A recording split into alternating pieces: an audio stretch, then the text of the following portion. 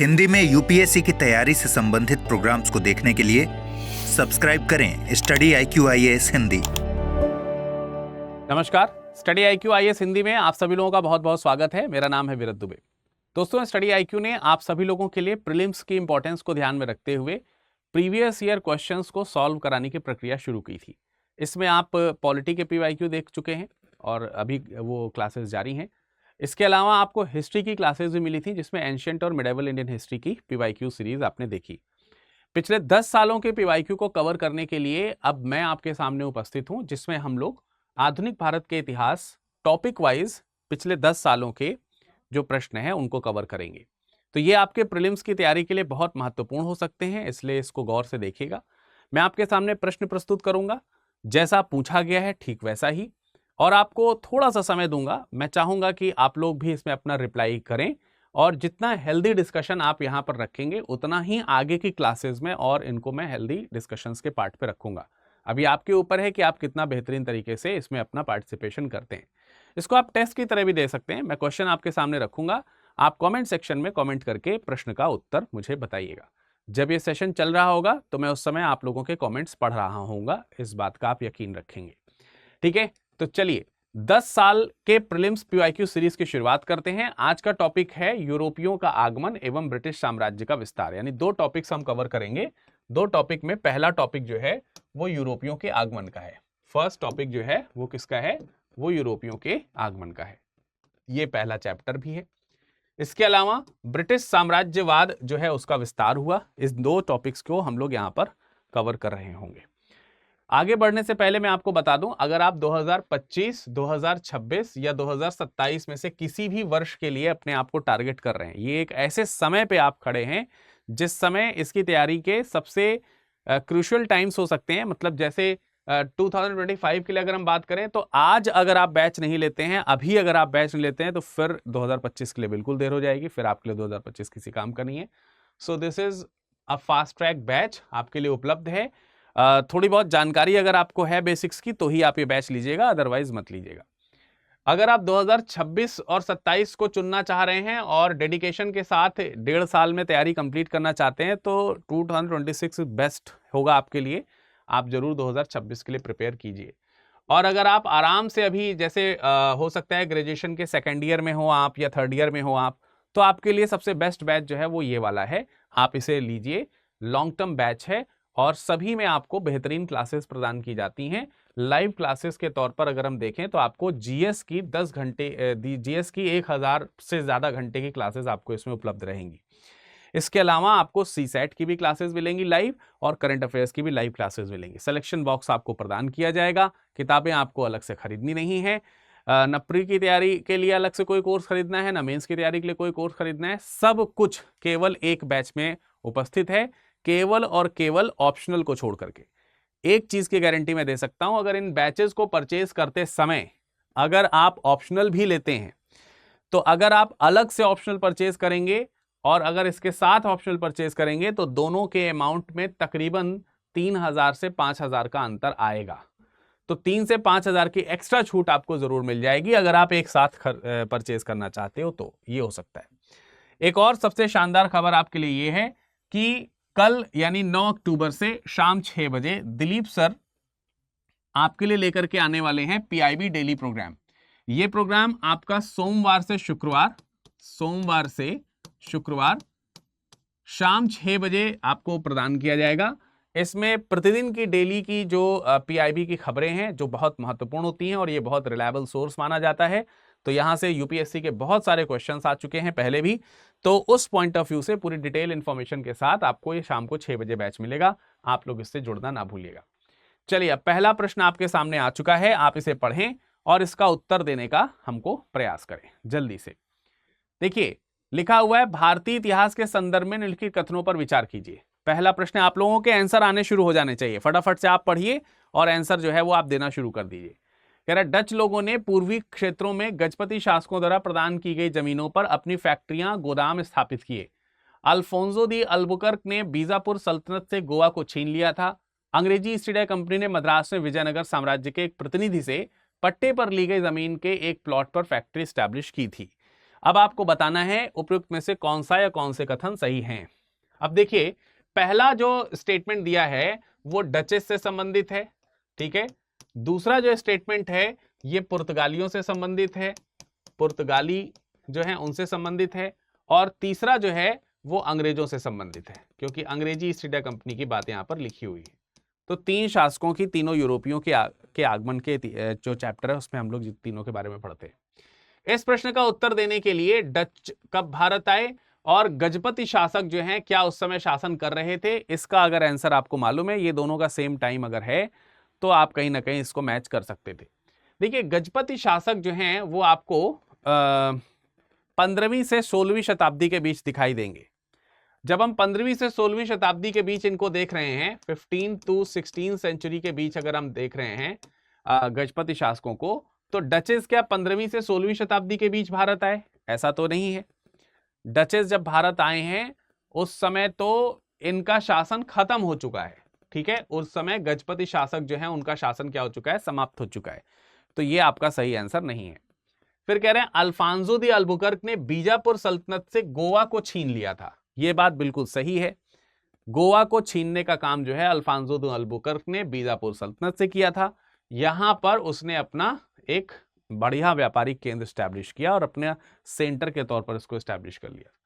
फिर कह रहे हैं अंग्रेजी ईस्ट इंडिया कंपनी ने मद्रास में विजयनगर साम्राज्य के एक प्रतिनिधि से पट्टे पर जमीन ली थी। बिल्कुल सही बात है। विजयनगर साम्राज्य के एक प्रतिनिधि हुआ करते थे। विजयनगर साम्राज्य के प्रतिनिधियों को नायक के नाम से जाना जाता था। कुछ नायक वगैरह थे, उनकी जमीन हुआ करती थी, उनसे पट्टे पर लिया था और फिर वहां पर अपनी फैक्ट्री जो है स्टैब्लिश करी थी।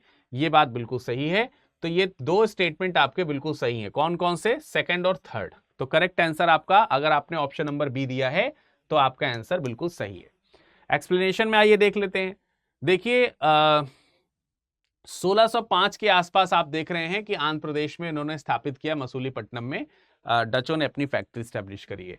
हिंदू गजपति शासकों की बात करें तो देख सकते हैं 15वीं से 16वीं शताब्दी के बीच की बात हो रही है। तो यहां पर कोई मैचिंग नहीं है, इसलिए आपका पहला स्टेटमेंट जो था वो गलत था। दूसरे स्टेटमेंट पे चलते हैं तो अल्फांसो दे अल्बुकर्क जो पुर्तगाली गवर्नर हुआ करता था, जिसने 1509 से 1515 तक पुर्तगाली गवर्नर के तौर पर काम किया, वो बीजापुर के सुल्तान से गोवा का अधिग्रहण करता है 1510 में उसे पराजित करके। तो ये आपका सही था स्टेटमेंट। और ईस्ट इंडिया कंपनी के संदर्भ में देखिए 1639 में नायकों से पट्टों पर निर्जन भूमि थी, उसके ऊपर ईस्ट इंडिया कंपनी ने क्या किया? अपने को यहां पर स्टैब्लिश किया था। तो ये बात भी बिल्कुल सही है। तो ये आपका कथन जो है वो बी सही हो गया। चलिए अब सब लोग तैयार हो जाइए नेक्स्ट क्वेश्चन के लिए। अगला क्वेश्चन पढ़िए। ये जो क्वेश्चन था ये आपका 2022 में पूछा गया था, 2 साल पहले ही पूछा गया है, तो ज्यादा पुराना नहीं है। ये क्वेश्चन आपका 2021 में पूछा गया है, 3 साल पहले, ये भी बहुत ज्यादा पुराना नहीं है। और इसमें पूछा गया है कि 17वीं सेंचुरी के फर्स्ट चतुर्थांश में, देखिए 17वीं सेंचुरी का मतलब क्या हो गया? 17वीं सेंचुरी का मतलब हो गया 1601 से लेकर के और 1700 तक, 1700 एडी तक, ठीक है। ये आपका कहलाता है 17वीं सेंचुरी। प्रथम चतुर्थांश, ये बीच में 100 साल का गैप हुआ, 100 साल के गैप को 4 हिस्सों में बांट दीजिए। प्रथम चतुर्थांश फर्स्ट 25 ईयर का हो गया, यानी कि 1625 तक आपको बताना है कि इनमें में से कौन कौन सी फैक्ट्री स्टैब्लिश हुई थी, कौन कौन सी नहीं। 3 जगहों के नाम दिए हुए हैं, एक लिखा है भरूच, एक लिखा है चिकाकोल, तीसरा लिखा है त्रिचनोपोली। देखिए भरूच जो है इसको भड़ौच भी कहते हैं, भड़ौच, भड़ौच या भरूच एक ही बात है। ये गुजरात में आपको देखने को मिलेगा। जब हम पहले चतुर्थांश की बात करें तो करीब करीब 1623 के आसपास तक इन्होंने भड़ौच, अहमदाबाद और मसूलीपट्टनम, इन सब जगहों पर फैक्ट्री तो स्टैब्लिश करी थी, लेकिन ये जगह जो थी इन पर फैक्ट्री स्टैब्लिश नहीं हुई थी। तो इसका करेक्ट आंसर जो है वो केवल और केवल एक है, ऑप्शन नंबर ए, ठीक है। तो आपको ध्यान रखना है, ये वही ईस्ट इंडिया कंपनी है जिसने 1600 में चार्टर प्राप्त किया था। 1608 में इनकी पहली फैक्ट्री स्टैब्लिश होनी शुरू हुई थी, उसको खोलने का निर्णय लिया गया था। और 1623 तक सूरत, भड़ौच, अहमदाबाद, मसूलीपट्टनम, आगरा, अजमेर, इन जगहों पर कोठियां स्टैब्लिश कर ली गई थी। तो ये वो जगह हैं जो 1623 तक, 1623 प्रथम चतुर्थांश के अंतर्गत ही आएगा। तो ये आपको ध्यान रखना है, ठीक है। चलिए अगला प्रश्न आपके सामने है और ये 2021 में ही एक और प्रश्न पूछा गया है इसी फील्ड से। तो जरा बताइए गौर करके, 2021 के इस प्रश्न को मैं पढ़ दे रहा हूं आपके लिए, आप लोग आंसर लिखना शुरू कीजिए। भारतीय इतिहास के संदर्भ में लिखित कथनों में से कौन से सही है या है? पहला, हैदराबाद राज्य से आरकोट की निजामत का उदय हुआ। देखिए, दक्षिण भारत के राज्यों की, साम्राज्यों की बात अगर करते हैं तो यहां पर आप कर्नाटक साम्राज्य और यहां पर आप हैदराबाद साम्राज्य को देख पाएंगे। और एक समय में ये सारे जो हैं, आप समझ जाइए कि मुगल सल्तनत जो है, मुगल सल्तनत जो है उनके अधीन हुआ करते थे। उसी से संबंधित यहां पर प्रश्न है कि क्या हैदराबाद राज्य से आरकोट की निजामत का उदय हुआ, यानी हैदराबाद की निजामत के अंदर कर्नाटक की निजामत आती थी और ये उससे अलग हुआ।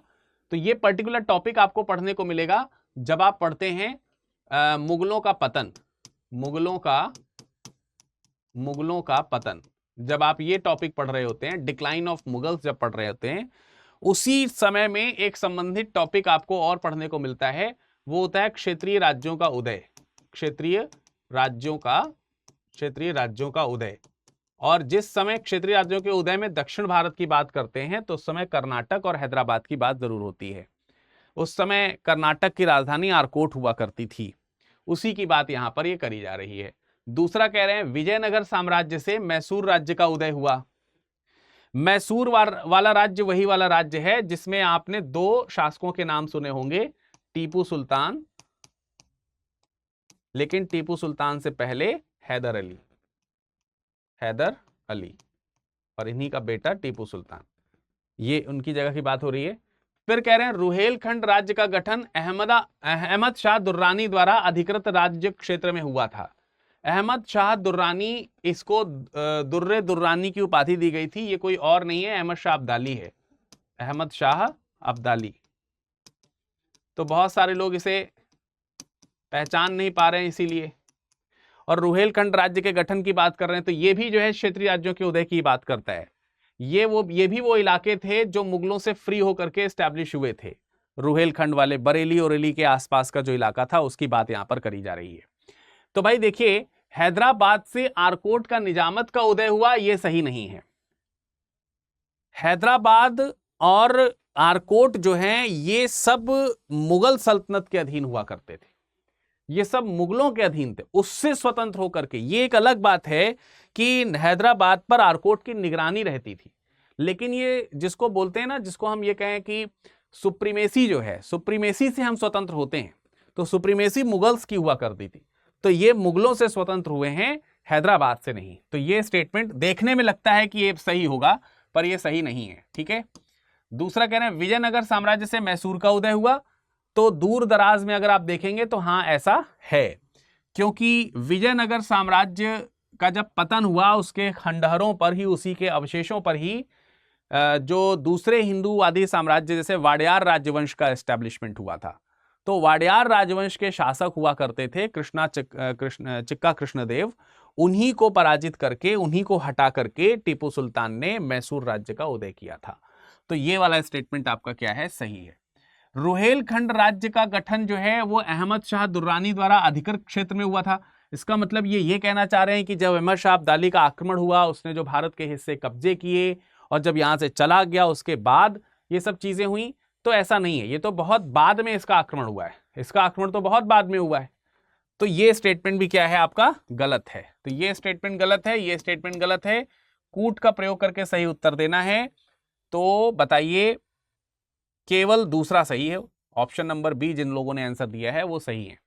तो कथन बी सही है। 18वीं शताब्दी के पूर्वार्ध में मुगल साम्राज्य के पतन के पश्चात आरकोट का निजाम एक स्वतंत्र राज्य के रूप में उभरा था। वाडियार राजवंश के अंतर्गत मैसूर एक शक्तिशाली राज्य के रूप में बना था और मुगल साम्राज्य में रुहेलखंड राज्य का उदय 1721 में रामपुर बरेली के आसपास हुआ था, जबकि अहमद शाह अब्दाली का आक्रमण भारत में कब हुआ, 1748-49 के आसपास, ठीक है ना। तो ये बहुत दूर की बात है। चलिए अगला प्रश्न आपके सामने। अगला प्रश्न बिल्कुल सीधा सटीक प्रश्न है, जैसे लगता है कि यूपीएससी का ये प्रश्न हो ही ना, पहले 2009 का ये प्रश्न है, तो पहले बहुत पहले जो है ऐसे कह सकते हैं कि बहुत वन लाइनर टाइप के भी क्वेश्चंस आया करते थे। तो आपको ऐसा नहीं कि सारे प्रश्न ऐसे मिलेंगे, कुछ एक आध प्रश्न ऐसे हल्के फुल्के भी मिलेंगे। इसका आंसर किसी का गलत नहीं होना चाहिए यार। सब लोग कमेंट सेक्शन में कमेंट करके फटाफट से इसका आंसर बताओ। आप लोग कह रहे हैं कि अंग्रेजों ने सूरत में अपनी पहली फैक्ट्री किसकी अनुमति के साथ स्टैब्लिश करी थी। अब किसी की भी अनुमति, मतलब सूरत की तो यहाँ पे बात भी नहीं है, मतलब सीधी सी बात है कि किसकी अनुमति से पहली फैक्ट्री स्टैब्लिश करी गई। तो पहली फैक्ट्री स्टैब्लिश करी गई थी उस समय मुगल बादशाह जहांगीर हुआ करते थे। आपने हमेशा पढ़ा है, मतलब बचपन से इस चीज को शायद पढ़ते आए होंगे। ये तो शायद ही किसी का गलत होगा। 2009 में ऐसा प्रश्न जो है वो पूछा गया था जहांगीर के लिए। तो आप इसका देख लीजिएगा 2000। तो जहांगीर के समय में पहले आप देखेंगे कि दो अलग अलग कैंपेन्स हुए, दो अलग अलग कह सकते हैं कि लोग भेजे गए जो जहांगीर से परमिशन लेते। पहले जब आप देखते हैं कि कैप्टन हॉकिंस आया तो इसको परमिशन नहीं मिली, क्योंकि जो सूरत में कारखाना स्टैब्लिश करना चाहते थे इनको परमिशन नहीं मिली, क्योंकि पुर्तगाली और दूसरे लोगों ने विरोध किया तो वो परमिशन नहीं मिल पाई। बाद में कैप्टन थॉमस जो था उसको यहां पर परमिशन मिली है। अगला प्रश्न जो है ये 2007 का है। निम्नलिखित यूरोपियनों में से कौन सा एक स्वतंत्रता पूर्व भारत में व्यापारी के रूप में अंत में आया था। आपको बताना है कौन सा एक यूरोपीय ऐसा था जो भारत में सबसे आखिरी में व्यापारी के रूप में आया। स्वतंत्रता पूर्व तो शब्द इसमें लगा ही लिया, सारे स्वतंत्रता पूर्व ही तो आए थे। तो बेसिकली आपको डच, अंग्रेज, फ्रांसीसी और पुर्तगालियों का क्रम बताना था। बस ये क्रम भी आपको रटा ही होगा है। सबसे पहले कौन आ रहा है? सबसे पहले डच आ रहे हैं, सबसे पहले पुर्तगाली आ रहे हैं, सॉरी पुर्तगाली। सबसे पहले आपको मालूम है कौन आ रहे हैं? पुर्तगाली आ रहे हैं। तो ये तो आंसर होगा नहीं। सबसे आखिरी में जो आ रहे हैं वो कौन है? सबसे आखिरी में आ रहे हैं फ्रांसीसी। तो सबसे पहले और सबसे आखिरी वाले भी अगर आपको याद हैं तो यहीं से ही आंसर हो जाएगा, यहीं से ही आंसर बन जाएगा। तो फ्रांसीसी तो वैसे भी सबसे आखिरी में आए, ठीक है। इनसे पहले डेनिश, अंग्रेज, डच और पुर्तगीज वगैरह सब आ चुके थे। तो ये इसका सीधा सीधा सा स्टेटमेंट आपका ऑप्शन नंबर सी है। और ये संबंधित ईयर हैं, सब आप लोगों को जुबान पर रटे होंगे, इसमें कोई खास व्याख्या है नहीं। तो आई होप कि आपने सबने इसका सही उत्तर दिया होगा। अगला प्रश्न है 18वीं सदी में भारत में लड़े गए युद्धों का निम्नलिखित में से सही कालाक्रम क्या है, कालानुक्रम क्या है। 2005 का यह प्रश्न है। देखिए वॉन्डी वॉश के युद्ध की अगर हम बात करेंगे तो 1760 में यह युद्ध हुआ, यह आपको मालूम है। बक्सर के युद्ध की बात करेंगे तो यह 1764 में हुआ। ये थोड़े स्टैटिक पॉइंट है जो आपको याद रखने पड़ेंगे, और ये ऐसे स्टैटिक पॉइंट है जो आपको याद रहते ही रहते हैं, इसमें कोई दो राय नहीं है। अंबर का युद्ध हुआ था 1749 में, और प्लासी का युद्ध हुआ 1757 में। तो भाई सबसे पहले कौन सा दिख रहा है? सबसे पहले अंबर का युद्ध दिख रहा है। जहां अंबर का युद्ध सबसे पहले हो वो पहले, तो ऑप्शन बी होगा या सी हो, डी होगा। अंबर के युद्ध के बाद 1749 के बाद आप देखेंगे तो पास में आपको देखने को मिलेगा 1757। तो उसके बाद प्लासी का युद्ध होना चाहिए। तो बस यहीं से दो ही हमने मिलाए, उसके बाद हमारा आंसर बन गया ऑप्शन नंबर बी। इसका करेक्ट आंसर क्या है? ऑप्शन नंबर बी, ये करेक्ट आंसर है इसका। ठीक है, बहुत ही बढ़िया प्रश्न है ये। आप अच्छे से प्रैक्टिस करेंगे तो आपको आएगा। अंबर का युद्ध या वेल्लोर के पास लड़ा गया युद्ध था 1749 में। अनवरुद्दीन जो है इसमें हार गए थे, जबकि पहले फ्रांसीसियों ने अनवरुद्दीन से सहायता मांगी थी, लेकिन अनवरुद्दीन ने कहा था कि हम तुम्हें सहायता देंगे पर तुम्हें मद्रास जीत करके देना। जब मद्रास जीत करके नहीं दिया तो उस पर जो है इसने अपने बेटे को भेजा भी था बाद में, और फिर तमाम सारी लड़ाइयां भी हुई। तो अंबर के युद्ध में फाइनली जो है आप देखेंगे ये जो है ये आमने सामने की लड़ाई फ्रांसीसी और भारतीय साम्राज्यों की हुई। प्लासी का युद्ध है, वॉन्डीवाश का युद्ध है, और बक्सर का युद्ध, सब मालूम है आपको। निम्नलिखित कथनों पर विचार कीजिए। आप जरा इस प्रश्न का उत्तर दीजिए। कह रहा है पानीपत, 3 स्टेटमेंट लिखे। पानीपत के तृतीय युद्ध में अहमद शाह अब्दाली ने इब्राहिम लोदी को पराजित किया। अरे भाई देखो, आप लोगों को ये स्टेटमेंट रटा होना चाहिए। इब्राहिम लोदी मतलब पानीपत का प्रथम युद्ध, पानीपत का प्रथम युद्ध। और पानीपत का प्रथम युद्ध अहमद शाह अब्दाली के साथ क्यों होगा? अहमद शाह अब्दाली के साथ तो तृतीय युद्ध हुआ है, और तृतीय युद्ध हुआ है 1761 में। और प्रथम युद्ध हुआ है 1526 में। इतना बड़ा गैप दोनों को मिलाकर के एक स्टेटमेंट दिया है, ये निस्संदेह गलत है। पूछा गया है कथनों पर विचार करना है और कौन सा सही है ये बताना है, तो ये तो सही नहीं होगा, है ना। आप लोग कमेंट सेक्शन में कमेंट करके आंसर दीजिए भाई फटाफट। कह रहे हैं तृतीय आंग्ल मैसूर युद्ध में टीपू सुल्तान की मृत्यु हुई। टीपू सुल्तान की मृत्यु 1799 में हुई और 1799 में चतुर्थ आंग्ल मैसूर युद्ध लड़ा गया था। चतुर्थ आंग्ल मैसूर युद्ध लड़ा गया था। तो ये स्टेटमेंट भी क्या हो गया दोस्तों, गलत हो गया। आप कह रहे हैं प्लासी के युद्ध में नवाब सिराजुद्दौला की पराजय के लिए मीर जाफर ने अंग्रेजों से मिलकर षड्यंत्र किया। प्लासी के युद्ध में सिराजुद्दौला के पराजय के लिए, बिल्कुल सही बात है। सिराजुद्दौला उस समय बंगाल के नवाब थे, उनको हराने के लिए मीर जाफर जो उनका सेनापति है, ये सेनापति थे, ये नवाब थे, और इस नवाब को हटाने के लिए प्लासी के युद्ध में जो 1757 में लड़ा गया उसमें षड्यंत्र में पार्टिसिपेट किया था। ये स्टेटमेंट बिल्कुल सही है। तो कौन सा सही है, केवल तीसरा सही है, ऑप्शन नंबर बी। अगर आप बैठे होते 2004 के एग्जाम में तो आप इसको पार कर सकते थे, है ना। तो भाई आपको यहां पर पता चल गया। अच्छा देखिए, मीर जाफर के अलावा राय दुर्लभ, जगत सेठ और अमीचंद या ओमीचंद, ये तमाम सारे गद्दार थे जो अगेंस्ट नवाब जो है वो ब्रिटिशर्स का साथ दे रहे थे और इसकी वजह से नवाब पराजित हुआ। अगला प्रश्न जो है वो मैचिंग का है और अवधि और युद्ध दिया हुआ है। प्रथम आंग्ल मराठा युद्ध, तृतीय आंग्ल मैसूर युद्ध, प्रथम आंग्ल बर्मा युद्ध, तृतीय आंग्ल सिख युद्ध। कोई भी एक आध पॉइंट अगर आपको इसमें से याद है तो आप उसको मैचिंग करना शुरू कर सकते हैं, इसमें कोई दो राय नहीं है। सिंपल सी बात यह है कि आपको बस इन युद्धों के ये याद होने चाहिए, क्रम याद होने चाहिए, या फिर आपको इसके ईयर याद होने चाहिए। देखिए इसमें घरेलू युद्धों की भी बात करी गई है, मराठा युद्ध, मैसूर युद्ध घरेलू युद्ध है, सिख युद्ध, और एक बाहरी युद्ध की बात करी गई, बर्मा के साथ युद्ध हुआ था अंग्रेजों का। तो ये वाला टॉपिक आप पढ़ोगे जब ब्रिटिशर्स का प्रसार जो है वो सीमावर्ती राज्यों के साथ, जैसे नेपाल का युद्ध पढ़ेंगे, इसी में आप सिंध का युद्ध पढ़ेंगे, अफगानिस्तान का युद्ध पढ़ेंगे, बर्मा के युद्ध पढ़ेंगे, तो ये सब सीमावर्ती राज्यों के साथ लड़ा गया। और ये वाले जो युद्ध हैं ये आप पढ़ते हो जब आंतरिक युद्ध लड़े जा रहे हैं, तब उसके लिए इस युद्ध के ये युद्ध जो है ये 1826 में समाप्त हो गया था। 1826 में यांडबू की संधि हुई थी, यांडबू की संधि हुई, उसके साथ समाप्त हो गया। तो ये 1824 से 1826 ईस्वी तक। तो तीसरा स्टेटमेंट जो है हमारा सही है, तीसरा स्टेटमेंट सही है। तीसरा स्टेटमेंट सही है तो हमारा ऑप्शन बी और डी हो सकता है। डी में दिया है दूसरा, कह रहे हैं तृतीय आंग्ल मैसूर युद्ध जो है वो 1790 से 1792 के बीच में लड़ा गया था। तो बिल्कुल सही बात है, तृतीय आंग्ल मैसूर युद्ध 1790 से 1792 में लड़ा गया। तो हमारा दूसरा स्टेटमेंट क्या है, सही है। तीसरा मैंने आपको पहले ही बता दिया था कि सही है। तो ये दो ही स्टेटमेंट हैं जो हमारे पास में सही थे। तो हमारे पास में ये और ये मैच्ड नहीं है, पहला और चौथा जो है वो मैच्ड नहीं है।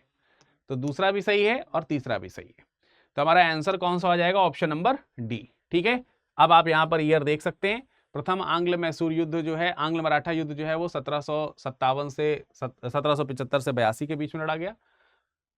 आंग्ल मैसूर युद्ध की बात करी जा रही है तो 1790 से 92, और आंग्ल बर्मा युद्ध की बात करी जा रही है तो 1824 से 1826, और दूसरा आंग्ल सिख युद्ध जो है वो हुआ था 1848 से 49 के बीच, जो कि यहां पर दिया हुआ है 45 से 46 के बीच। तो ये आपका स्टेटमेंट जो है वो कौन सा सही हो गया, ऑप्शन नंबर डी जो है वो सही हो गया। ठीक है, ठीक, बिल्कुल सरल सरल से प्रश्न है। चलिए अगले प्रश्न में आते हैं। भारत में ब्रिटिश शासन के दौरान निम्नलिखित देसी रियासतों के बारे में विचार करें। देसी रियासतों में झांसी, संबलपुर, सतारा। प्रश्न देखते ही समझ में आ गया होगा क्या पूछा गया है। कह रहा सही कालक्रम में वे अंग्रेजों द्वारा कब्जा कर लिए गए थे, ये लिखना है आपको। सबसे पहले जो राज्य कवर किया गया वो था सतारा, है ना। और आखिरी में आप देखेंगे कि झांसी, अवध, ये सब बहुत बाद में कवर किए गए, बहुत बाद में इनका विलय किया गया। तो इस क्रम से भी अगर आप केवल याद रखें, ईयर ना भी याद हो आपको, तो भी आपका काम बन जाता है कि यार पहले इसको रख दो, फिर इसको रख दो, फिर इसको रख दो, हो गया 3 2 1। तो 3 2 1 कहीं पर है, ऑप्शन नंबर सी में है। अब आपको मालूम है कि 1848 में जो है वो आपका सतारा कैप्चर किया गया, जैतपुर संबलपुर अगले ही साल कवर कर लिया गया, और झांसी जो है वो 1853 में कवर किया गया। नागपुर 1854 लिखा हुआ है, अवध 1856 की बात है ना। तो ये सब आप देख सकते हैं कि ये लॉर्ड डलहौजी की व्यक्तिगत सिद्धांत के अंतर्गत किया गया था। राज्य विलय की जो नीति है उसकी, डॉक्ट्रिन ऑफ लैप्स की जो नीति है उसके अंतर्गत किया गया था। तो ये प्रश्न भी आपके लिए एज इट इज पूरा हो गया। अगला प्रश्न कह रहा है ब्रिटिश भारतीय अच्छा ये कब पूछा गया, ये आपका पूछा गया 2004 में। सन 2000 में एक प्रश्न पूछा गया है, कह रहे हैं ब्रिटिश भारतीय राज्य क्षेत्र का अंतिम प्रमुख विस्तार हुआ। ब्रिटिश भारतीय क्षेत्र का अंतिम प्रमुख विस्तार हुआ डफरिन के समय में, डलहौजी के समय में, लिटन के समय में, कर्जन के समय में। तो इनकी सबकी कुछ कुछ आप कहानी भी जानते होंगे। ब्रिटिश साम्राज्य का विस्तार समाप्त हो जाता है 1857 की क्रांति पर।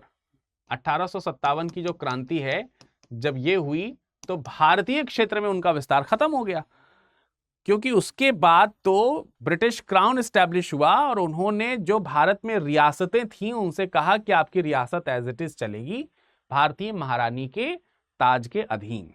तो वो सब चीजें खत्म हो गई, आप अपना स्वतंत्र राज्य कीजिए, बस महारानी की आप रियाया बने रहेंगे।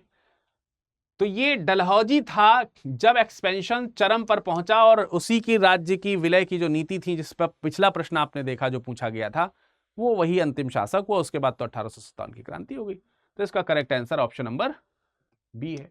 डफरिन बहुत फेमस है क्योंकि ये वो वायसराय है जिसके समय में इंडियन नेशनल कांग्रेस का एस्टैब्लिशमेंट हुआ था।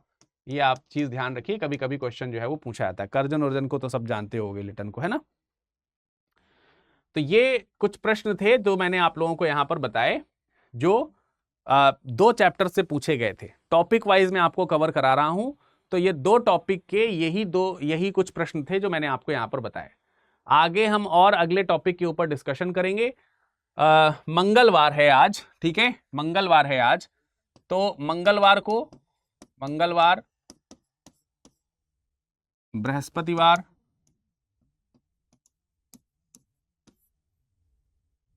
और शनिवार, ये मेरा आपको प्रोग्राम मिलेगा PYQ मॉडर्न इंडिया।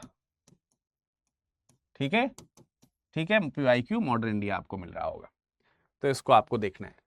2025 के लिए अगर आप अभी भी तैयारी करना चाहते हैं डेडिकेशन के साथ, मैं आपको जाते जाते फिर बता दूं कि आप इस बैच में बिल्कुल देर मत कीजिए, तुरंत ज्वाइन हो जाइए बिना सोचे समझे। 2026 के लिए आपको बहुत ही शानदार बैच है, पूरी प्रिपरेशन आपको इसमें कराई जाएगी। 2027 के लिए भी तीनों बैच की स्पेशलिटी ये है, तीनों बैच में खास बात ये है कि तीनों बैच में वीकली क्लास टेस्ट है, वीकली क्लास टेस्ट होंगे। साप्ताहिक क्लास टेस्ट में अगर आप फर्स्ट रैंक लाते हैं तो फर्स्ट रैंक लाने वाले को 1,000 रुपए का, माफ कीजिएगा 11,000 रुपए का नगद पुरस्कार जो है वो दिया जाएगा। आप इसको जरूर प्राप्त करें, ठीक है। ये लेकिन फर्स्ट रैंक लाने पर होगा। फर्स्ट रैंक लाइए, अब जितनी बार आप फर्स्ट रैंक लाएंगे उतनी बार मिलेगा। एक आध बार चूक जा तो मतलब आपको फर्स्ट रैंक की मेहनत करनी है। और ये कंपटीशन ऑल ओवर इंडिया के बेसिस पे नहीं हो रहा है, जितने लोग बैच में इनरोल्ड हैं उन्हीं में से आपको फर्स्ट लाना है। तो बहुत बड़ा कंपटीशन नहीं होना है। आपको बता भी दिया जाएगा कि अगले हफ्ते कहां से क्या प्रश्न जो है वो पूछे जा सकते हैं। जनरली करंट अफेयर्स और हफ्ते भर में जो पढ़ाया गया टॉपिक है जिस भी सब्जेक्ट का, वही प्रश्न आपसे पूछा जाता है एग्जाम में, बस और कुछ एक्स्ट्रा नहीं पूछा जाता। तो आप इसको जो है बड़ी अच्छी तरीके से कर सकते हो। ये चीज इसमें भी है और ये चीज इसमें भी उपलब्ध है, ठीक है। इसके अलावा इन सभी बैचेस का नाम जो है वो प्रतिज्ञा बैच है। ये सब जो है प्रतिज्ञा बैच है, प्रतिज्ञा प्लस। तो इसमें जो है आप जब प्रीलिम्स क्वालिफाई करेंगे तो आपकी जो फी है वो भी रिफंड हो जाएगी, ठीक है। फी आपकी क्या हो जाएगी, रिफंड कर दी जाएगी। तो फुल फी रिफंड भी आपका इसमें रहेगा, ठीक है। फिर से मैं आपको बता देना चाहता हूं कि आपकी जो क्लासेस हैं वो PIB डेली के नाम से हम क्या नाम है, दिलीप सर जो है वो शुरू कर रहे हैं 9 अक्टूबर से, यानी कल से। तो आप कल शाम 6 बजे इस पर्टिकुलर प्रोग्राम में जरूर उपस्थित हो। बहुत ही शानदार प्रोग्राम आपके लिए उपस्थित होने वाला है। और आप इस लेक्चर का PDF मुझसे प्राप्त कर सकते हैं मेरे टेलीग्राम से जुड़ करके, ठीक है। टेलीग्राम में आप सभी लोग जरूर जुड़ जाइए। इसके अलावा आप हमें सोशली फेसबुक और इंस्टाग्राम पे भी फॉलो कर सकते हैं, ठीक है। सोशली आप हमें फेसबुक या इंस्टाग्राम पे फॉलो कर सकते हैं। कुछ विशेष आपको कहना है तो आप हमसे हमारे ईमेल आईडी पर मिलकर के भी बात कर सकते हैं, virad.dube। virad.dube के नाम से आप हमें इन तीनों जगहों पर खोजेंगे तो मैं आपको मिल जाऊंगा। ठीक है, आपको virad.dube के नाम से मुझे खोजना है। और मेरा कोड अगर आप कहीं लगाना चाहते हैं तो कोड क्या है? कोड है विरद लाइव। विरद लाइव, बीच में कोई गैप नहीं है, VIRAD LIVE एक साथ है। ठीक है, आप स्टडी IQ पे कुछ भी परचेज करें, आपको ये बैच में मैक्सिमम डिस्काउंट उपलब्ध कराएगा। तो चलिए फिर मुलाकात करेंगे अगले पार्ट में। पार्ट 2 आपका आएगा बृहस्पतिवार को। तब तक इसका रिवीजन कर लीजिएगा, अच्छे से इसकी प्रैक्टिस कर लीजिएगा। धन्यवाद। हिंदी में यूपीएससी की तैयारी से संबंधित प्रोग्राम्स को देखने के लिए सब्सक्राइब करें स्टडी IQ IAS हिंदी।